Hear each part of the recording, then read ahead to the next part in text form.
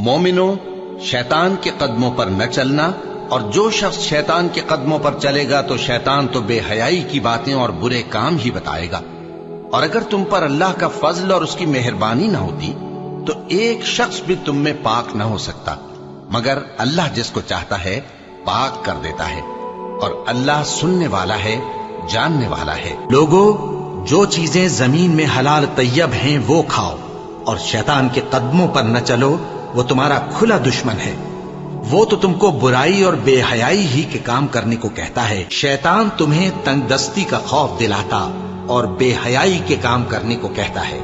اور اللہ تم سے اپنی بخشش اور رحمت کا وعدہ کرتا ہے، اور اللہ کشائش والا ہے، سب کچھ جاننے والا ہے۔ اور وہ کہ جب کوئی کھلا گناہ یا اپنے حق میں کوئی اور برائی کر بیٹھتے ہیں تو اللہ کو یاد کرتے اور اپنے گناہوں کی بخشش مانگتے ہیں، اور اللہ کے سوا گناہ